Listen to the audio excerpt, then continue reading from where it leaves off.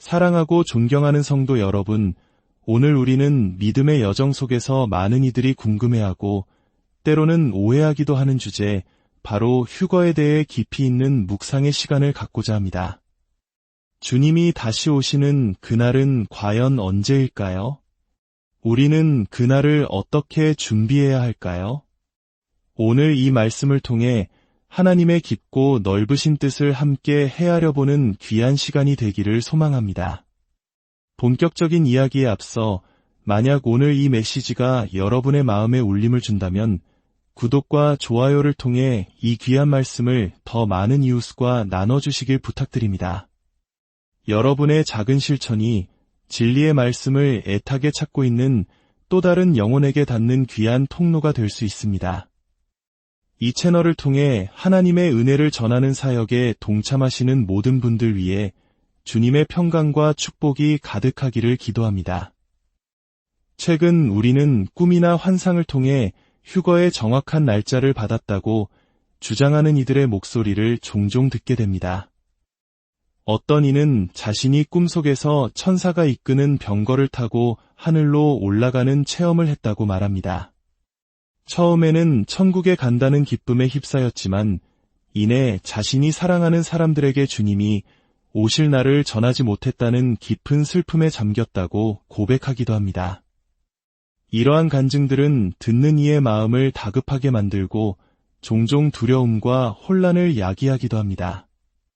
그러나 우리는 이러한 개인적인 체험보다 앞서 성경 말씀이 우리에게 무엇을 가르치고 있는지에 먼저 귀를 기울여야 합니다.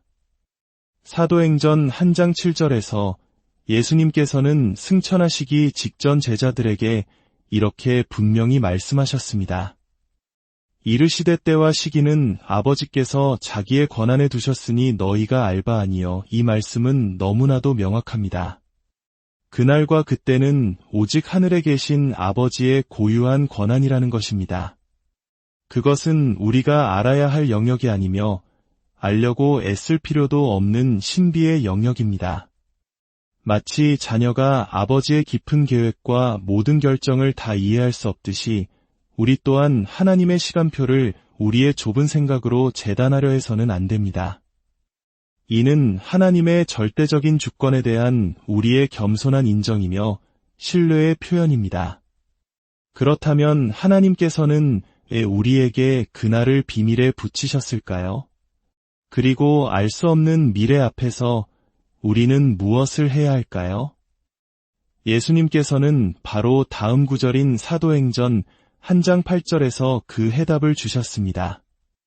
오직 성령이 너희에게 임하시면 너희가 권능을 받고 예루살렘과 온 유대와 사마리아와 땅끝까지 이르러 내 증인이 되리라 하시니라. 우리의 사명은 달력의 특정 날짜를 표시하고 그날만을 기다리는 것이 아닙니다. 우리의 진짜 사명은 성령의 능력을 힘입어 오늘 내가 서 있는 바로 그 자리에서 예수 그리스도의 살아있는 증인으로 살아가는 것입니다. 주님께서 맡기신 달란트를 땅에 묻어두는 게으른 종이 아니라 그 달란트를 가지고 힘써 일하며 더 많은 열매를 맺는 충성된 종이 되어야 합니다. 주님은 우리에게 내가 올 때까지 장사하라, 즉 내가 올 때까지 너의 자리에서 최선을 다해 사명을 감당하라고 명령하셨습니다. 성경은 이러한 진리를 여러 인물의 삶을 통해 반복해서 보여주고 있습니다. 욥의 이야기를 생각해 보십시오. 그는 상상할 수 없는 고난 속에서 하나님께 그 이유를 묻고 또 물었습니다. 그는 답을 들을 자격이 충분하다고 생각했을지도 모릅니다. 하지만 하나님께서는 고난의 이유를 설명해 주시는 대신 이렇게 반문하셨습니다.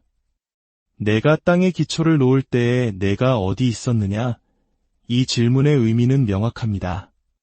하나님의 계획과 지혜는 인간의 이해를 초월한다는 것입니다. 우리는 그분의 광대하심 앞에서 침묵하고 그저 그분의 선하심을 신뢰하는 법을 배워야 합니다.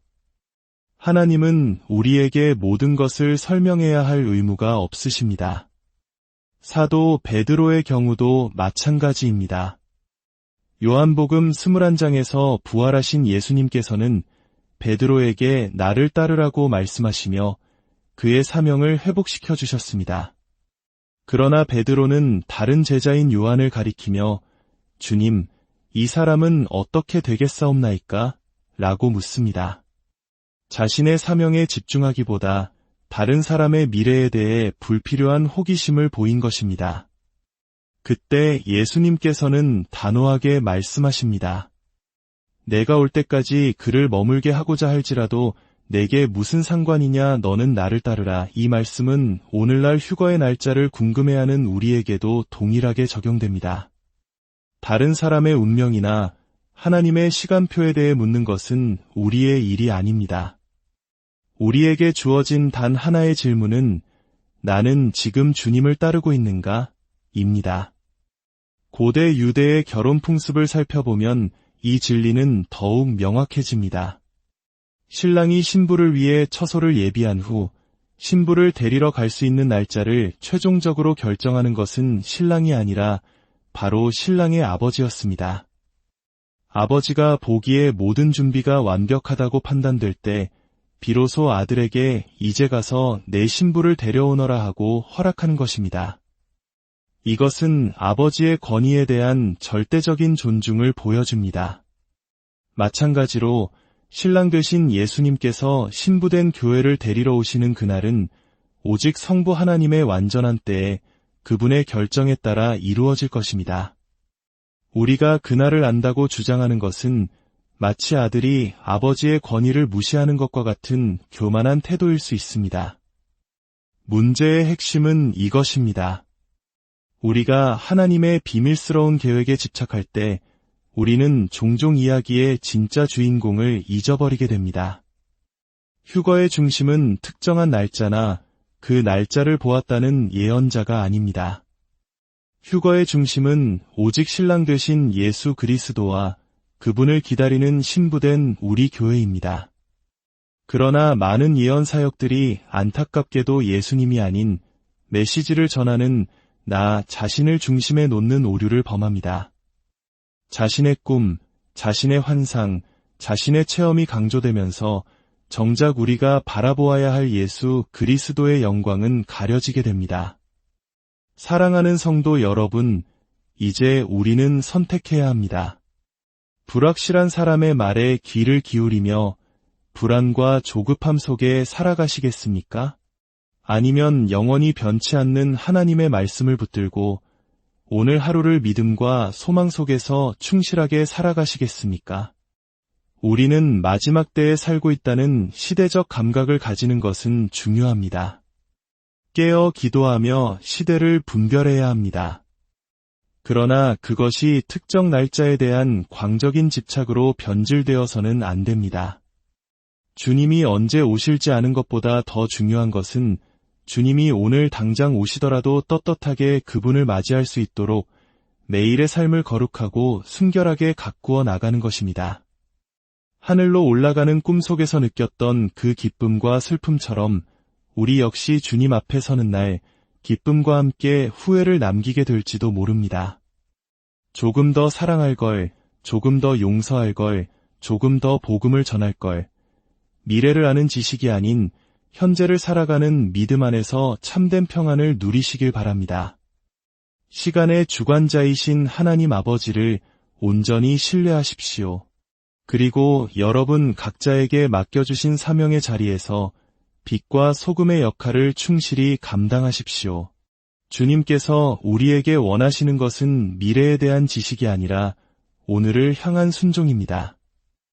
여러분과 여러분의 가정 위에 시대를 초월하여 일하시는 하나님의 놀라운 은혜와 축복인을 함께 하시기를 간절히 기도합니다.